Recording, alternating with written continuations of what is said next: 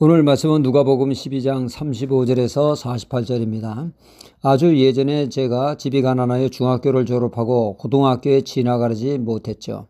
생활 전선에 뛰어들게 되었습니다. 삼성리에 있는 삼성주유소에서 동네 형의 소개로 일하게 되었습니다. 그 주유소에서 일하는 애들은 저와 같은 또래였죠. 청소년기 한참 잠이 많을 때가 아닙니까? 주유소는 밤늦게까지 일하고 새벽에는 꼭두새벽에 일어나야 하는 근무 환경이었습니다.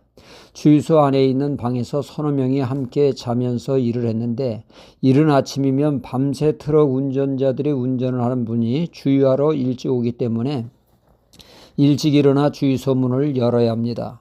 이른 아침 일어나 문을 여는 것은 정해진 순서대로 일찍 일어나 문을 열면 될 텐데 다들 잠에 골아떨어져 일어날 생각을 하지 않습니다. 그러니 마음 약한 제가 문 두드리는 소리에 일어나 문을 열곤 했죠.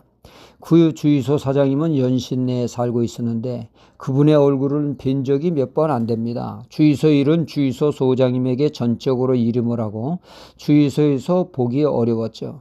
그 사장님이 주로 전화를 했는데 그 전화할 때면 난데 하면서 시작을 합니다. 그래서 주유소에서 일하는 사람들끼리 사장님 목소리를 흉내내 골탕을 먹이는 일들을 자주 했죠. 늘 전화하던 그 사장님이 한날 꼭두새벽에 주유소에 오셨습니다. 문을 열어야 할 시간에 문을 열지 않고 있는 것을 보고 세차게 주유소 문을 두드리며 이 녀석들아 지금까지 자고 있으면 어떡해? 잠결에 들어보니 사장님 목소리입니다. 그날 마음 약한 제가 일어나 문을 따라갈 때의 난처함은 지금도 잊혀지지 않습니다. 감히 얼굴을 듣지 못하고 난감해했던 평생 잊지 못할 순간이었습니다. 그날 사장님 옆에 트럭 기사가 한마디를 했죠. 사장님, 얘가 늘 문을 엽니다. 그 말이 큰 위로가 되었습니다. 오늘 말씀이 그때 그 일을 연상케 하는 말씀이죠. 주인이 출타하고 종들이 집안일을 돌보고 있지 않습니까? 주인은 언제 올지 말없이 떠났습니다. 이때 종들 중에는 주인이 있건 말건 성실이라는 종이 있는가 하면은 어떤 종은 때는 이때다 하며 늘어지게 자고 일도 안 하고 빈둥빈둥 놀기만 하며 사고를 치죠.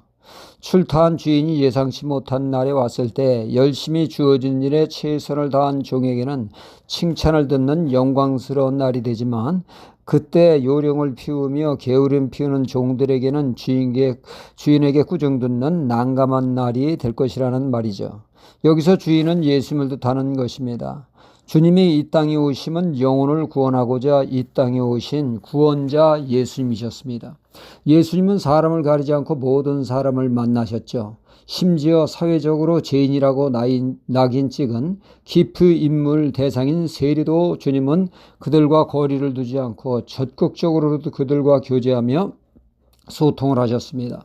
그런 주님을 소위 거룩하다고 하는 자들은 예수님을 죄인들의 친구라 하며 주님을 깎아내렸습니다.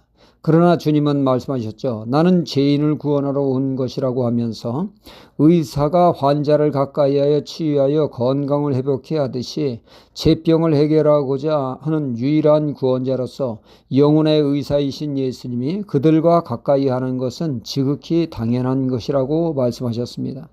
주님은 십자가에서 우리의 모든 죄를 짊어지시고 믿는 우리들의 죄의 문제를 완벽하게 해결해 주셨습니다. 그리고 주님은 부활하심으로 우리에게 영원한 생명을 보장해 주셨습니다.